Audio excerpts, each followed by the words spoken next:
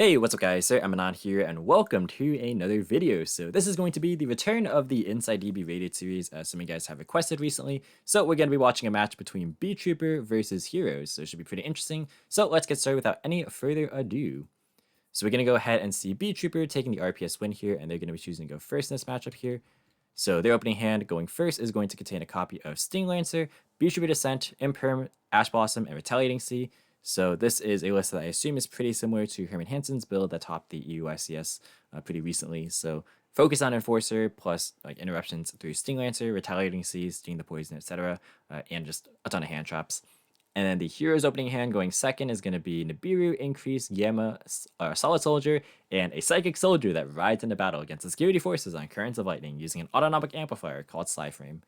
So they drew the driver in 60 cards, which is pretty unfortunate. But they have a couple hand traps here to stop the opponent. Not the greatest in terms of engine, but it should be at least playable. So they're going to activate Descent to start things off on the Beetrooper side. So that's going to go and summon a token to the field. And then they're going to go ahead and normal summon out Retaliating Sea. Are these houses? I have not looked at this artwork at all, but this is pretty interesting. Are these like drone houses? That's pretty interesting. But anyways, they're going to link to into Armor Horn, and then they're going to activate the Retaliating Sea, which triggers for a search, so that's going to grab Resonance Insect. And then they're going to activate the Armor Horn for the additional normal summon, and then it looks like Hero is going to chain Gamma in response to this. So they are choosing to try and cut off like Resonance, just triggering a bunch of times rather than holding out for Nibiru. And this should be enough here, because yeah, they don't actually have any way to make the Sting Lancer live. So yeah, they're just going to pass. They're going to go and draw a copy of Ash Blossom for turn. So there's a lot of hand traps this game. They're going to normal summon out Solid Soldier, and then they're going to chain Imperm, and that is enough to stop the turn after they attack for some damage here in battle phase. So play passes back to Beetrooper, who draws a copy of Effect Failure. They're going to go to the main phase and normal summon out the Resonance Insect, and then they're going to link off into Almirage, and then trigger the Resonance Insect for a search. And then they're going to let this resolve. If they Ash this, then I guess that plays into the Sting Lancer, although that's not known. But I mean, they could just like Sting Lancer summon itself, and then they could just go into Verite Anaconda, and that plays around Nibiru as well because it's 4 summons. But yeah, they're choosing to let this go and just resolve. Because Armor Horn right now is not alive either in Grave. But they're gonna grab Doom Dozer, and then Dozer is gonna Spanish the 2 insects, including Resonance Insect, which triggers to send Gogipole and loop back into Retaliating Sea. Like this loop is just super strong. So yeah, they're gonna go and go into battle phase. They're gonna clear over the Solid Soldier, and then they're gonna mill a card off Doom Dozer, which actually hits Shadow Mist. So that's pretty good for the hero player getting back into the engine. And this isn't damage step, so of course they can't Ash this. So they're gonna pick up a copy of Ferris, and then in main phase 2, they're gonna go and link summon a copy of Verite Anaconda. They're gonna pay 2,000 life points to go and send away the fusion materials to summon out the DPE. And then they are going to pass. So they have Enforcer plus Ash Veiler, which is pretty solid. And they have Retaliating and Sting Lancer. So they have potentially 5 interruptions here. So they draw a copy of Mass Change for Hero, which is not horrible, but it's like not fantastic. They're going to normal summon out Increase. So they choose not to go for like a Ferris play, which is pretty interesting. I mean, they have Enforcer to kind of like contest whatever, and it doesn't really favor the hero player, even if they have Mass Change, because like obviously it doesn't target. So I guess that's why they don't choose the Ferris here, which is fair enough, I suppose. They're gonna go into battle phase and attack into the Verite to crash, since this is making the Increase lose 400. So they just wanted the Increase in Grave to maybe try and play next turn, because it will put itself in the spell and trap zone if they take damage. So I guess that was a reasoning for that. They're just going to go ahead and pass here. Enforcer gets popped due to the Fusion Destiny, and then it's going to activate Engrave. And then they're going to draw Resonance Insect for turn. They're going to declare Yasher in all caps here in draw phase to summon out that Resonance Insect. And then in standby phase, they're going to resolve the Enforcer. And then they're going to, should be a main phase, activate Sting Lancer here. And they're just going to concede. So yeah, that was going to be, what was that, 49, 59, and they're at 65. So pretty much just any normal summon would have been game. So yeah, hero player is going to scoop up game 1 here, but they're going to choose to go first in game number 2. So they're going to go and start things off with a Super Poly, E-Call, Veiler, Ferris, and Stratos. So very strong hand for going first here. And then the Beetrooper player hand going second is going to contain Retaliating Sea, Celestial, Veiler, Goki Pole, and Scale Bomber. So they have Retaliating Sea, which is pretty good against this deck because it hits like Polymerization, Mass Change, Miracle Fusion, even like Super Poly in this hand. So pretty good in this matchup. Like this card is actually surprisingly strong in a lot of different matchups. Like it's good against like Lureless because of the Bird Call. It's good against obviously the Invoked deck. It's fine against like Sword Soul if they go for a Summit play. Like not the best there, but like the fact that like it happens to be like super strong as like a Floodgate, but it's also like just an engine piece is like really really good. But yeah, they have Veiler too to interrupt things. So we're gonna see the E-Call come down first. That's gonna go and grab a copy of Shadow Mist. And then they're gonna pitch Shadow Mist to activate Ferris's effect. And then they're gonna go Mist 1, Ferris 2. So they are going to put increase to the spell and trap zone and then search for Vion off the Shadow Mist. And then they're going to activate the increase to tribute away the Ferris to summon itself. And then they're going to increase effect. Normally, this is a good point to chain Veiler, but they already know they have Vion in hand. They haven't normal summoned yet, so yeah, they're not going to use Veiler here. Vion is going to be summoned out from the deck thanks to increase, and then that effect is going to trigger on summon. And they choose to let this resolve. So they're going to set Malicious here.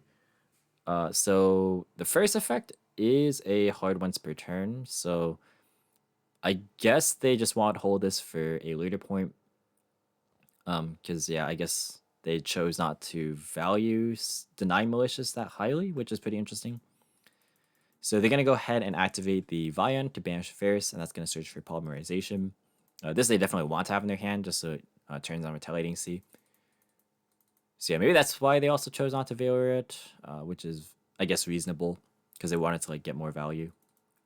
So they're gonna go ahead and link into Cross Crusader because like if you Veiler this, like it's not likely that they would normal summon the second copy of Vion.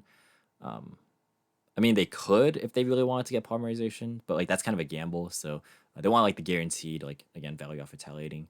So they're gonna go into Cross Crusader here, and then they're gonna bring back the Malicious, and then Cross Crusader effect is gonna tribute away Malicious, and they're gonna chain Veiler to the Cross Crusader. So that's pretty solid. So I wonder if the hero player is going to play around Retaliating Sea, just because like it is a big deal for sure against this deck. And obviously the Beetrooper deck is going to play 3 of it. So they're going to also out Stratos here and then grab a Liquid Soldier. And then they're going to activate Malicious, banishing itself from grave to summon out another Malicious. And then they're going to activate the Polymerization here. So now we're going to see the Retaliating Sea come down. So this card is very strong right here, forcing them to banish fusion materials. So they're going to banish Liquid Soldier and the Stratos, and this actually still triggers, I'm pretty sure, if it's sent to the grave or banished, yeah. So it doesn't have to be banished by like Miracle Fusion specifically, so this will still trigger. So Liquid, Chainlink 1, Sunrise Chainlink 2, and then they're going to go Scale Bomber Chainlink 3 since Retaliating was indeed summoned. So they're going to go ahead and search for Miracle Fusion, and then they're going to go and draw 2 and then discard 1. So they're going to pitch Super Poly. So now hero has to, obviously play through the Retaliating Sea, but also this is a Ghost Ogre on the field. So they're going to go ahead and set 2 and then just choose to pass. So they're going to draw Imperm for turn. So not too horrible for hero. I mean, they have like Veiler and Imperm plus Super Poly. Depends on what their targets are. I imagine... obviously, they play Enforcer, so that's like a possibility here because they left the Malicious on their board, so that's a D hero that they need. But yeah, kind of just depends on what the Beetrooper player goes for. So they're going to begin by linking those 2 monsters away for the Armor Horn, and then trigger the Retaliating Sea in the process. So that's going to go and search for a copy of Resonance Insect, and then they are going to activate Armor Horn for the actual normal summon of Resonance Insect. Obviously, you don't negate this because they haven't regular normal summoned yet. But they're going to expend that now on the Goki Pole. They're going to link those 2 off into a Pikafalena. So they're going to go Resonance Chainlink 1, Pole Chainlink 2, Pikafalena Chainlink 3. So they're going to pitch Imperm targeting the Armor Horn. And it looks like hero is going to chain effect Veiler in response. So they're going to target Pikafalena. They're going to search for Assault Roller off the Goki Pole, and then Sting Lancer off of the Resonance Insect. So now Resonance is alive. It can put back the increase, which is pretty good here. So they are going to be link summoning into the Invincible Atlas, and then they're going to go ahead and activate Sting Lancer. So they're going to target Increase and Pikafalena. So they're going to go ahead and put those 2 back. And then Sting Lancer effect on summon is going to search for a copy of Descent, which now the MST effect is alive because Alice is on the field. So they're going to Descent. I think they want to like hold Imperm for like Verte, because a lot of this deck plays like advantage generation engine into like Enforcer, like just to have a bunch of follow-ups and then some interruptions through the engine. But like a lot of the power is like within DPE, so they probably want to hold it for that. But now they're kind of forced with a choice because this is like non-targeting. If they wanted to, they could super poly into Enforcer, so this like loses some attack. Because you have to control an insect with 3,000 or more attack, on resolution after you summon the token. So with the Enforcer, it would cause us to lose attack, and then you wouldn't be able to like destroy the Imperm, so you can keep that safe. So that's a play that they can maybe do here. They're thinking quite a lot about it, but they are going to let this resolve. So they're going to go ahead and summon out the token and then pop the Imperm, which isn't like horrible because like they can still super poly. Although they could have like just kept the Imperm, depending on when they choose Super Poly and what they Super Poly into, I suppose. So they're going to go into battle phase and attack into the Sunriser, which is 2,900 thanks to its own effect right now. So they're going to, on attack declaration, use the Super Poly. So you're going to go ahead and fuse away their Sunriser, or Sunrise and the Malicious to go for the Enforcer. And then they're going to redeclare on the Cross Crusader here. Not choosing to attack into the Enforcer, which is pretty interesting. They just want the Cross Crusader off the board. They're going to go ahead and... oh, wait, no. This isn't just losing 400. My bad. This would have lost 1, 2, 3, 4, 800. Yeah. I totally like forgot that this is a hero deck. So this is making them lose more than 400. Yeah, so that was the right play, of course. So this is only on 22. I was like, how come it's only 600 damage? But yeah, that makes a lot of sense. So yeah, that would have been a bad play to attack into the Enforcer here. So they actually can't clear it right now. They're going to go into main phase 2, and they're going to activate the effect, trading itself away to summon a Beetrooper from the deck. So they're going to go ahead and summon out Scale Bomber, which is pretty good actually here, because now it's an answer to Enforcer. Because like I mentioned before, it's a Ghost Digger type effect.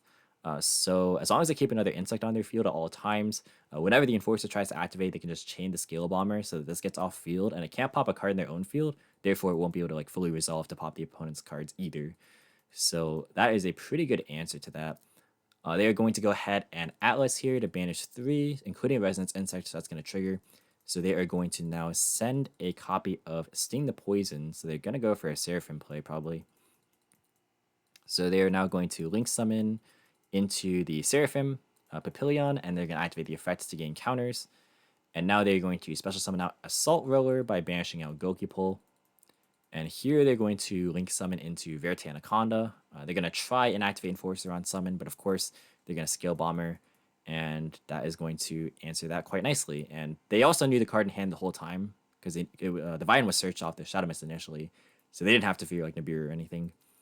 They're going to go ahead and declare Enforcer here, and then on resolution, or after that's resolved, they're going to go ahead and activate Verte Anaconda, sending the fusion materials, including the Celestial from hand, to summon out the Enforcer here, and they are going to pass. So Hero has to contend with this, plus I assume Seraphim bringing back the Sting the Poison because they set it up this way. So 2 interruptions here, but they have their own Enforcer coming back. In draw phase, we're going to see the Papillion activate, so that's going to go ahead and bring back the Sting the Poison, and then that's going to grab follow-up here too in the form of a copy of Arbalest the Rapid Fire.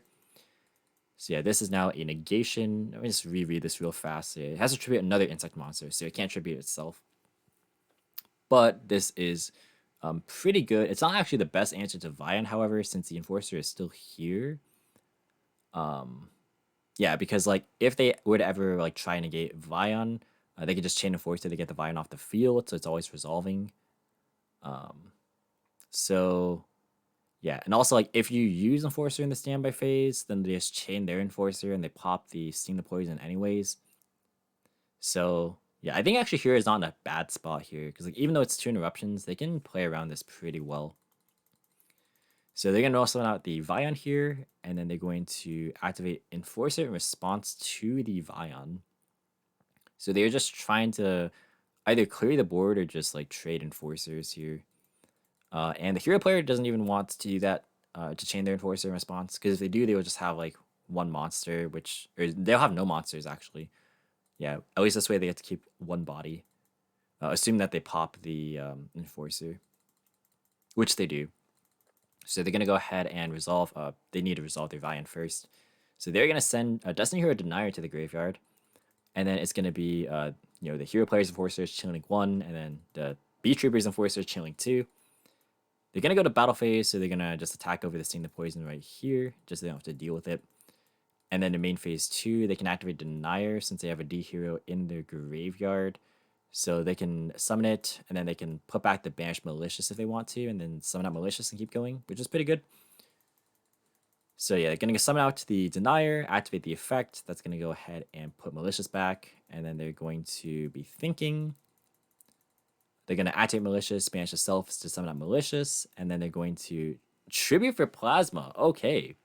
I did not expect them to go for Plasma. I was expecting like maybe Cross Crusader, because this can bring back... yeah, because this can bring back Enforcer, right? Unless I'm missing something. But yeah, this was properly summoned.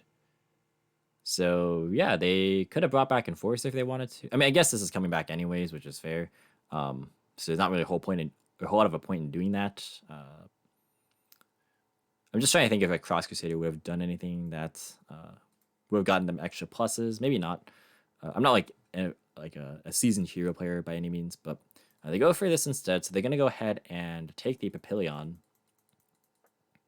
And then they're going to pass. So this is actually probably just better, because like now they have their Enforcer, which is going to beat the Beetrooper player's Enforcer and like just deny like any of their good follow-up. So right now the Plasma's attack is on 3050, which is pretty sizable. So standby phase, or they're going to be thinking in draw phase here. So I guess I could dash or summon out Gamma here, which they are choosing not to. That's pretty interesting, because that means that they're not really going to have a good way to get Celestial, unless if like they pitch for Unicorn as cost or something. So Enforcers come back in standby phase. They're going to go into battle phase, and they're going to attack into the Plasma with their Verte Anaconda. So they're going to take 2450. I think it should be 2550, right? Or no, this is at 0. So wait, it gains attack equal to half the original attack. So yeah, it should be more damage than that. I am maybe missing something here. Monsters lose 200 for each hero card in your graveyard. They have 1, 2, 3, 4. Like they have like way more than enough to make this 0. So I think it should have been 3050. I mean, it's not like that big of a deal. Oh no, it's 1050. I can't math. All right, it's 2950. Yeah, I just can't math. All right. So they're gonna be thinking here. So this passed. They're gonna go ahead and Enforcer, pop the Seraphim and the Enforcer. They're gonna trigger the graveyard effect of Enforcer, but they're just gonna take it with the Plasma next turn. So yeah, standby phase, it comes back, and then they're gonna activate the effect to take it, and then they're gonna battle phase, and that'll be game 2. So that was a pretty back and forth game 2. But the Plasma top deck ended up actually being really good, and they played around the Sting the Poison interruption pretty nicely. So game 3, we are now going to see the Beetrooper player going first. And also, if you guys do want to send in replays for this series, just for me to commentate over, feel free to join my Discord server. The link's in the description box below. I have a channel called DB Replay Repository that I haven't used in a while, but I'm going to be opening that back up. So if you guys just want to send in your replays for me to like just go over, because it doesn't necessarily have to be like super high rated, as long as like the gameplay is good. So yeah, feel free to go ahead and just send in your own gameplay if you want to be on the channel. But anyways, we're going to go and move into game 3 here. So the opening hand for Beetrooper going first is going to be Arbalest, Assault Roller, D-Barrier, Nibiru, and Resonance Insect. So this is good to call Fusion, I assume, in a lot of cases. So good hand, they have Resonance Insect plus like Extender after they link into Amarage, because like, yeah, they have a lot of plays here. And then the hero hand going second is going to be Ferris ×2, Stratos, Imperm, and Ecall. So they have one hand trap, but it's not going to be enough to stop this deck. Yeah, like the hand traps are just weird against Beetrooper, depending on like how they open. Because like Resonance is so resilient to hand traps. I think a lot of the time it is worth just trying to stop them from getting to Enforcer. But if you do that, then like they get to a lot of times like their Sting Lancer and their Resonance Insect. So it's like kind of a catch-22. They're going to go ahead and summon out Resonance Insect and a link into Almirage, and then go for the Resonance Insect effect in Graveyard to search for a copy of Sting Lancer. So there's one interruption right here. They're then going to banish for the Assault Roller. So that's actually pretty fortunate because I'm fairly certain this is a one of. So this otherwise would not have been enough by itself.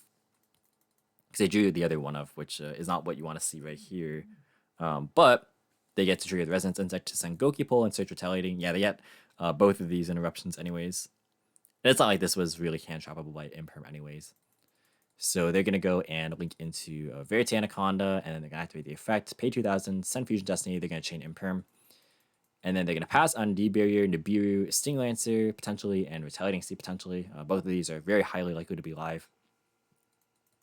So they are going to pass. They draw a Super Poly for turn, which could be good, depending. I mean, that probably would have been good if they are like playing Starving Venom, if they had the Enforcer on the field, but also like it would have put the Destiny Heroes in grave anyways. So still a correct Imperm, obviously. They're going to E-Call to start things off. That's going to go and search for a Solid Soldier.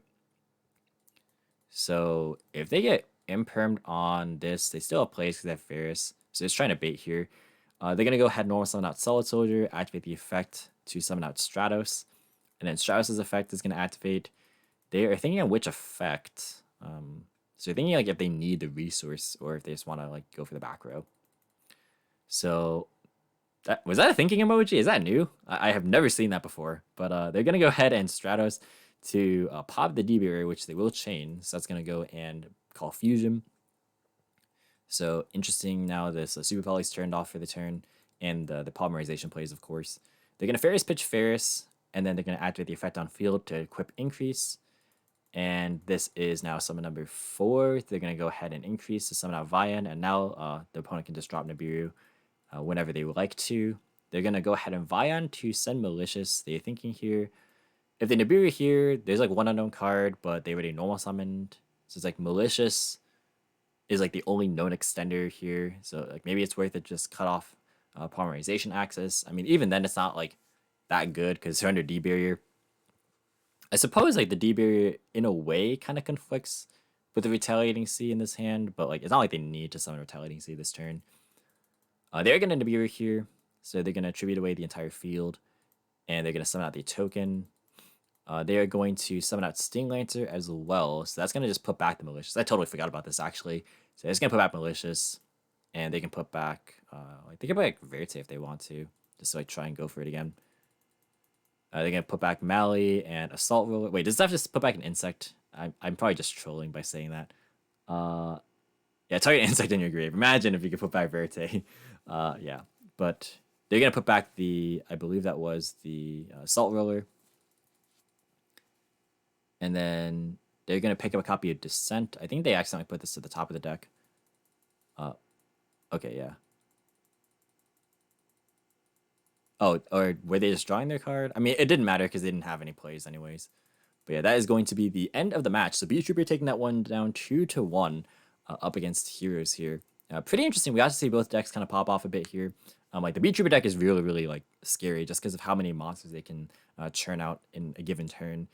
Plus, like, these types of interactions are not interactions that, like, a lot of the format has right now. So, like, most decks aren't really prepared to deal with, you know, like, a shuffle back, kind of like a, what's the best comparison for this? I guess kind of like a small Transmigration Prophecy. And then, like, a Retaliating Sea, just as, like, a big floodgate that also gets you into your engine. Like, these two looping back into each other is, like, really, really crazy. So yeah, I think this deck, like, a lot of people are aware that this deck exists. It's just that I think this deck is still being slept on. And so I think people are still just underprepared for it. But definitely not a bad deck for sure. Like you have to respect it because it can really OTK very quickly. It can, you know, play in such a way that evades a lot of interruptions too. Like Resonance Insect is just super hard to stop. And Enforcer is, of course, a crazy card. But that's going to be it for the video, guys. Thank you so much for watching. Like, comment, and subscribe if you did. And until next time, I will catch you in the next video. See you guys.